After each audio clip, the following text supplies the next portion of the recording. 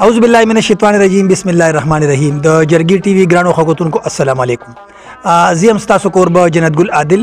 سره د خپل مرګري نادر خان لاله تاسو په درانه خدمت کې یو ځل بیا حاضر یو. څنګه چې تاسو زما سره دی وخت کې نه منګه دا وخت د پښتو یو داسې ستر لیکوال شخصیت لراغلی یو چې د مزاح په دنیا کې د هغوی خپل یو نوم دی. د مزاح په دنیا کې هغوی یو ډیر لوی نوم پیدا کړی دی او چې کله هم د مزاح ذکر کیږي او هغه په هر ځای کې کیږي نو د هغې سره سره به د عبدالستار بمبار بابا ذکر خامخا کیږي ځکه چې عبدالستار بمبار بابا چې دی د هغه د تعریف محتاج نه دی ځکه چې د پښتو ژبې او بیا خاص کر د مزاح د شاعرۍ چې دوی کم خدمت کړی دی نو هغه چانه څه پټ پناه نه دی. نو خبرې ډېرې زیاتې نه کوو ځکه چې ټول ملګري چې کم دي کم کتونکي دي د جرګې ټي وي نو هغوی به سترګې سترګې چې یاره د بابا نه موږ څه واورو. نو راځو بابا له. بابا السلام علیکم. وعلیکم سلام. څنګه بابا خیر دی جی؟ څنګه ژوند څنګه تېرېږي بابا؟ څنګه ډېر مزناک دی ځکه چې بوډاوالي کې داسې ژوند دی نو دا ډېر مزناک دی. او ستاسو ژوند خو بیا هسې مزناکي ماشاءالله چې ستاسو خو هلکانه هغه مزه خو تېره شوه خو دا هم ډېر مزناک دی ښه دی چې د دوو درېو اشنا شي لرکوی چې د دوو درېو اشنا شي لرکوی دیدنونه چې په غلا شي لرکوی چې په نه غوندې خبره مرور شي سمدستي که بیا په غلا شي لرکوی او چې ځوانۍ کې خپله خیر په ځای کې نه دي که په تېرو مربولا شي لرکوی ځواني چې په خولې کې د خیر خبره نه وي که د ټول کلي بابا شي لرکوی او هغه دا چې مزه دا کوي چې پلار ته دادا وایي چې کوم ځای پلار ته دادا شي لرکوی او چې خیرې درته کوي عبدالستاره نو سپېره ښځه که دنیا شي لرکوی چې ښکلي یار سره هګۍ جنګوي منګري مار سره هګۍ جنګوي بیا په قرآن او په قسم دوکه کو دوکاندار سره هګۍ جنګوي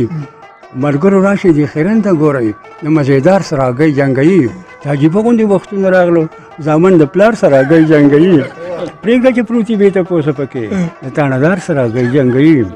او تاسو هغه ډاکټر لیدلی و که نه چې د بیمار سره هګۍ جنګوي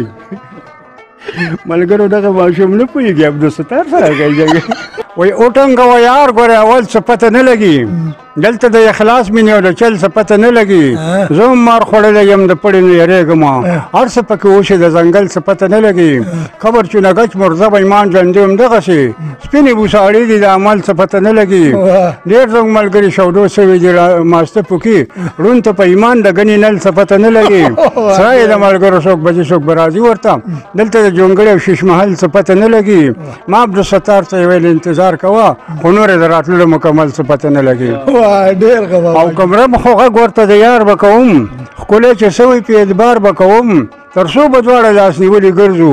غریب سړی یم څه روزګار به کوم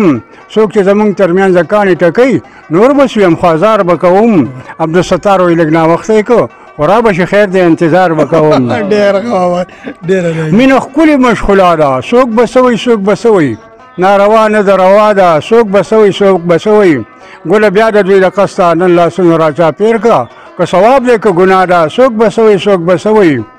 او دغه ما زه دا کوشش دی چې دوه کسه یو ځای نه شي خو زمونږ پسې پروا ده څوک به سوی څوک به سوی او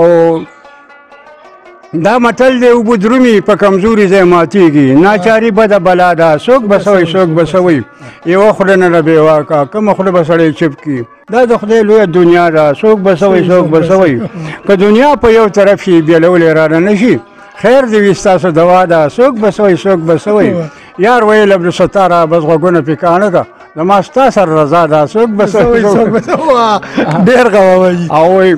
چې په سر کې دې مازغه وي د سړو هېڅکله به جنګونه کې په وړو څوک څپېړې نه اکثر داسې جوړېږي ګزارونه پکې وشي د چړو او چې ټاکۍ عقل د یو کسره نشته بې عقلکه غواله شته دی په زړو اوسنی اشنا شعر عبدالستاره خالص ګوډې ګرځول دي د رنځلو رښتونی یار په دې جان کې نشته تڼۍ مې ځکه په ګریوان کې نشته ما وي یو څو کسولی خلمتې خو غیرت او عقل په دوکان کې نشته چې ګندهباز به یې د کلي شړل هغسې خو په مسلمان کې نشته چې پښتنو ته به